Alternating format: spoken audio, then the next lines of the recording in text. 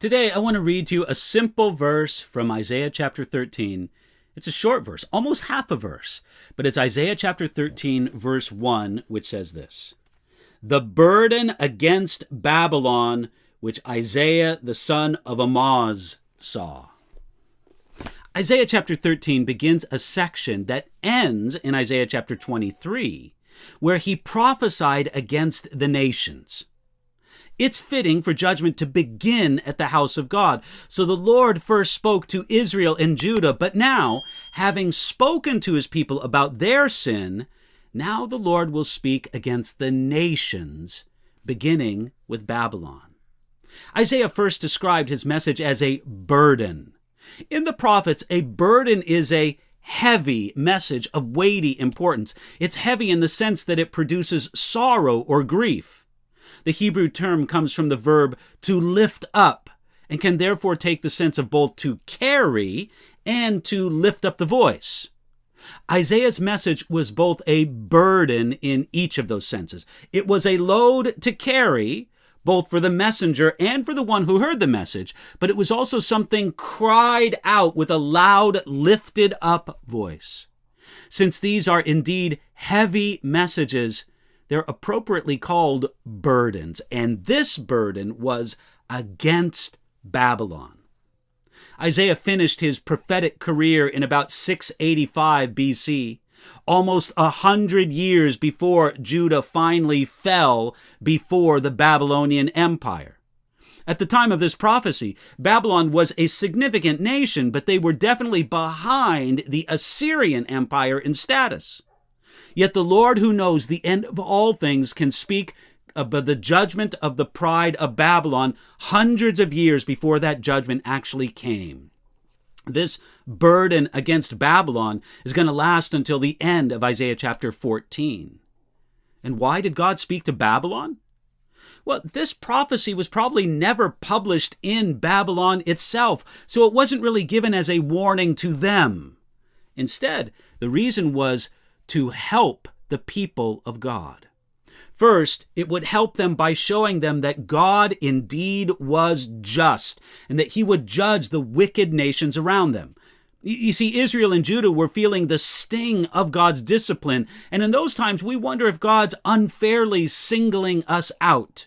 This was assurance to them that he wasn't singling his people out.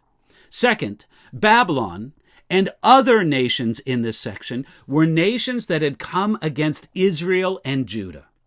God showed his love to his people by announcing his vengeance against their enemies.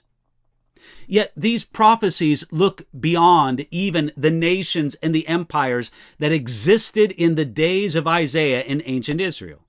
For example, in verse 11 of Isaiah chapter 13, God looked beyond Babylon and he said, "I will punish the world for its evil." In doing this, God was connecting Babylon with the world that was ripe for ultimate judgment. This connection is consistent throughout the scriptures. When we understand that, then we're not surprised that Isaiah had prophetically combined the vision of Babylon's judgment with the judgment of the whole world for its evil. Friends, Babylon is mentioned 287 times in the scriptures, more than any other city except Jerusalem.